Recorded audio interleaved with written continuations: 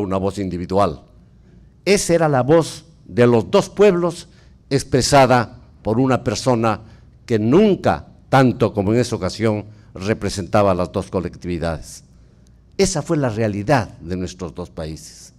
Y sobre esa base caminamos. Y fue entonces posible que comprendiéramos que las dos realidades nacionales tenían razones y sin razones de parte y parte que no podían dejar de ser consideradas. Yo añadí al análisis de la circunstancia el hecho cierto de que un niño educado según los moldes peruanos, después de 180 años de haber recibido esa educación, debía pensar de una manera correspondiente y leal con el espíritu del Perú y en consecuencia aceptar como la verdad de su país. Y que un niño ecuatoriano debía hacer exactamente lo mismo según los moldes y la conciencia nacional del Ecuador. Y la niñez y la juventud del Ecuador y del Perú, que así pensaban divergentemente, tenían ambas la misma buena fe, las mismas buenas bases, las mismas razones, las mismas sin razones para defender su punto de vista. De allí la flexibilidad y la tolerancia y el diálogo como mecanismo. Y eso se hizo posible, señor presidente, a partir de la suscripción del Acta de Itamaraty del 95. Y llegamos al 98, no sin dificultades, no sin peligros, a elaborar fórmulas que implicaban una cesión mutua, hasta el punto en que los dos países avanzamos en comercio y navegación, avanzamos en integración fronteriza, avanzamos en medidas de confianza y en el análisis de las consecuencias económicas del uso de las aguas del río Zarumilla, pero nos detuvimos en lo tocante a la delimitación de la frontera común. Y llegamos a un convencimiento. No se podía exigir de ninguno de los dos gobiernos concesiones que podían pasar un límite que era considerado el límite máximo que las posiciones nacionales podían otorgar como contraparte para un acuerdo común. Y ante esa imposibilidad constatada igualmente de buena fe, se acudió a un método que era el método ideal, uno de los métodos de solución pacífica de las controversias, el arbitraje.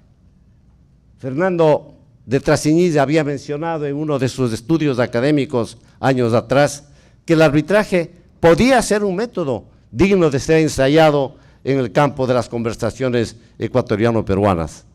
Y esa aseveración académica de Fernando, antes de que fuera presidente de su delegación y luego canciller peruano, dio asidero a un planteamiento que habría de madurar, lentamente pero seguramente. Sin mencionar la palabra arbitraje, que era vedada por la política peruana, comprensiblemente, designamos árbitros, designamos la materia arbitral, señalamos el procedimiento arbitral, acordamos que la decisión de esos no árbitros en un no arbitraje fuese obligatoria para las partes. Y así los países, los presidentes de los 4 países garantes se pronunciaron aceptando antes, no aceptando, exigiendo antes que esta fórmula fuese avalada soberanamente por quienes representaban la voluntad de los pueblos, los congresos.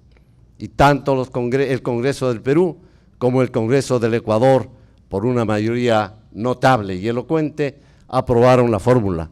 Se hizo así posible esa solución pacífica tan esperada y que había demorado 180 años. Cuando Fernando de Trasiñí y yo suscribimos los acuerdos de paz en Brasilia, observábamos como en muchos de los estadistas latinoamericanos los ojos se humedecían, el corazón les latía sensible, el pulso les temblaba porque la emoción era colectiva. Y es que estaba resolviéndose el problema de más larga duración y quizá más complejo entre dos países hermanos de América Latina. Y se estaba resolviendo de manera ejemplar, después de un diálogo serio, profundo, analítico, patriótico, responsable, objetivo y realista. Y se estaba resolviendo con una mirada no tanto en la historia pasada, que nunca fue olvidada ni nunca debe olvidarse, sino sobre todo en la historia que tenemos por delante. A eso ha hecho referencia el señor presidente García cuando generosamente ha resuelto auspiciar la reunión de esta tarde y cuando magistralmente ha resumido en sus palabras iniciales lo que los dos países han logrado como adelanto práctico en la relación de los dos pueblos en las zonas de frontera y en el ámbito nacional total de ambos países. La paz la hemos conquistado con sacrificios, la hemos conquistado, pero con acierto. Pero la paz es como la democracia.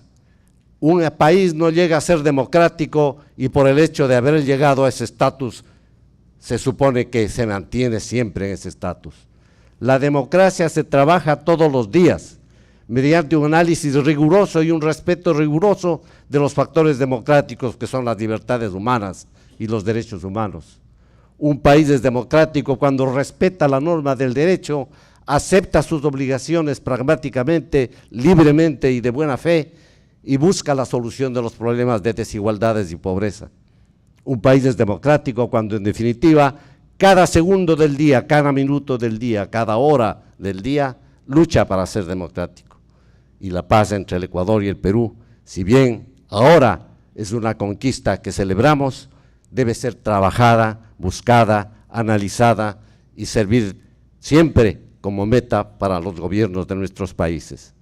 Yo creo que en el caso ecuatoriano-peruano, la búsqueda y la conquista de la paz se ha convertido ya no solo en una política de Estado, se ha convertido en algo tan sustancial e importante que no son las cancillerías las que analizan y conducen las políticas prácticas o las tácticas o estrategias para asegurar esa paz y el desarrollo de los países. Son los presidentes, y en eso el presidente Alan García nos ha dado el principal ejemplo, los que conducen esa política nacional reuniéndose con su contraparte y gobernando en conjunto para resolver los problemas de la común enemiga de todos nuestros países, que es la pobreza. Por eso, cuando recibí esta invitación del presidente García, me sentí particularmente honrado. Consideré que debía venir a Lima a renovar el abrazo que durante mi permanencia como embajador en Lima todos los días daba al pueblo peruano y a decirle al pueblo peruano que estamos por la buena senda. Y yo creo que si caminamos con firmeza, con decisión, sin titubeo, sin dudas, pero luchando siempre para afirmar la paz en nuestros pueblos, estaremos facilitando no solo el desarrollo de nuestros dos países, sino la contribución que América Latina está llamada a dar al mundo en un futuro que es el futuro de la América Latina, la integración profunda que tanto debe al presidente García y que mira hacia nuestro oeste, hacia los países del este del Asia. Esa integración profunda que quiere hacer del mar Pacífico lo que fue el Mediterráneo como Mare Nostrum o el Atlántico como Mare Clausum en épocas pasadas, esa integración profunda, visionaria, pragmática y seria puede contribuir a sacarnos de las desigualdades y la pobreza. Gracias, presidente García, por su invitación y gracias a todos ustedes, queridos amigos, por haber escuchado mis palabras. Gracias.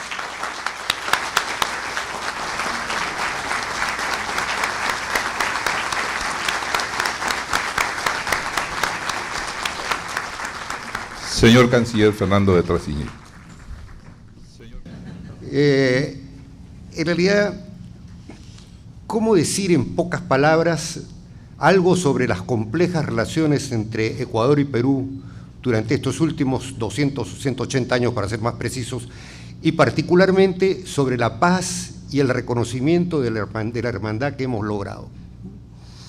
Ha sido un periodo confuso y trágico, pero como en los cuentos de niños, con un final feliz que era deseado y esperado por todos.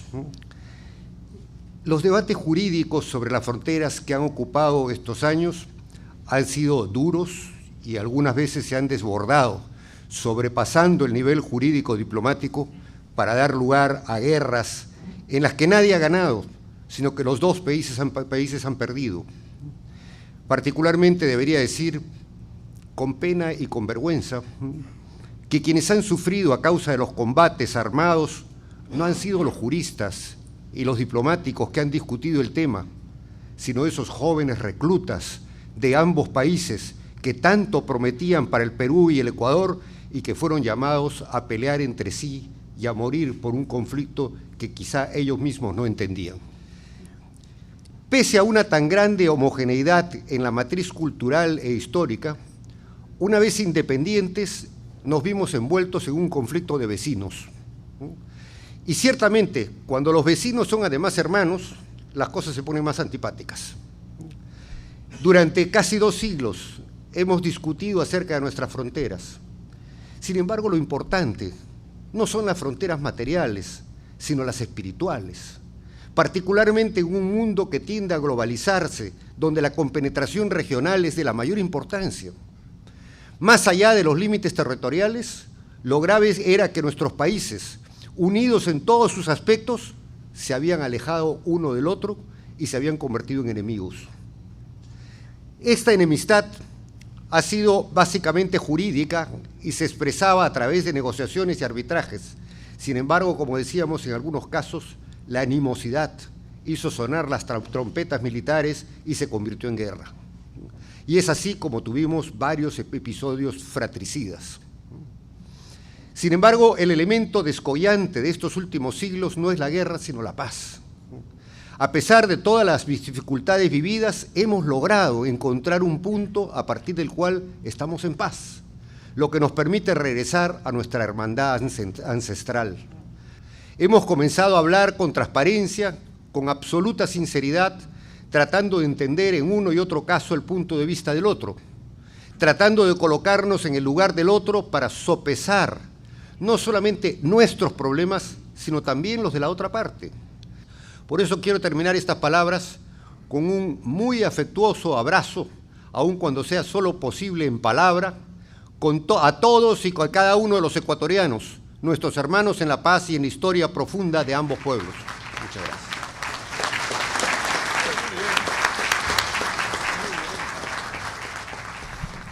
La palabra a don Diego Rivadeneira, hermano embajador de Ecuador en el Perú durante largos años. Siento un gran honor estar en esta mesa con estos propulsores de la paz.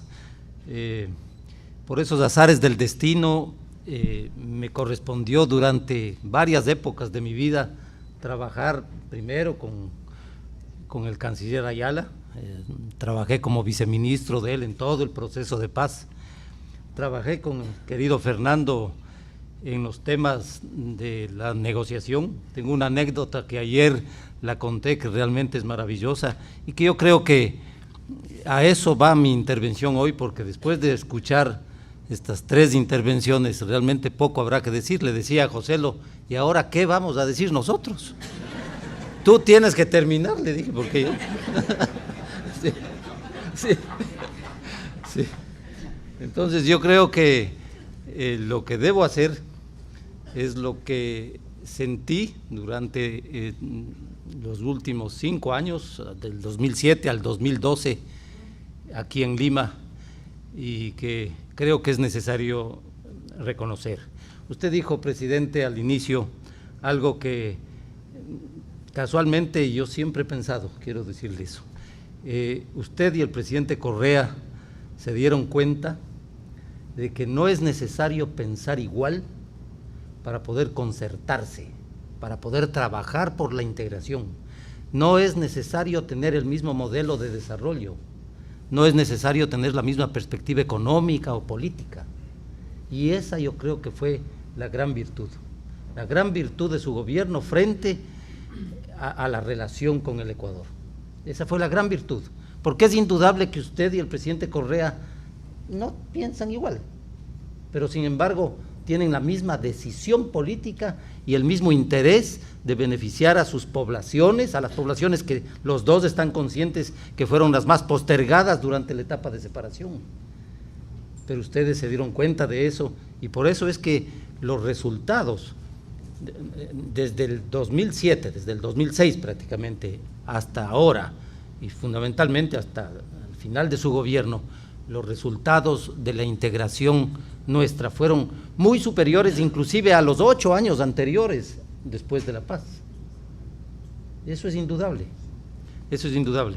Entonces, Yo creo que en eso ustedes como presidentes dieron un ejemplo de integración a los países de la región.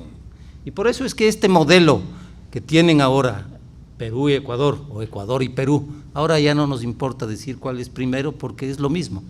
Pues este modelo de integración lo están aplicando otros países. El día lunes próximo tenemos ya la segunda reunión de presidentes y gabinetes binacionales con Colombia, presidente. Este lunes próximo.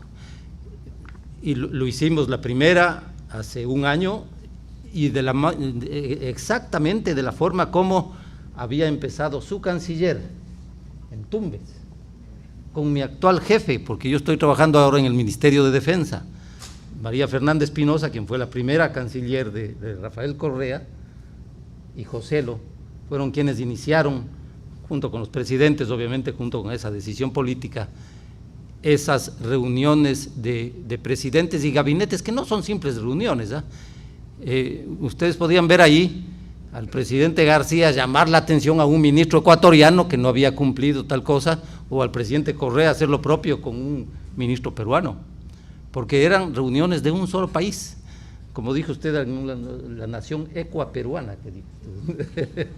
Sí. Entonces, pienso que eso ha sido notable. Recuerdo, para esto de las anécdotas, la primera, una que recuerdo que fue muy importante, muy interesante, el Perú pidió a las naciones en la comunidad andina una autorización para cambiar su legislación en propiedad intelectual, para adecuarla con la legislación, con el Tratado de Libre Comercio con los Estados Unidos. Y la primera reacción de Bolivia y de Ecuador fue decir no, solo Colombia dijo sí. Pero Joselo dice no, tenemos que hablar, que por aquí, por acá. Y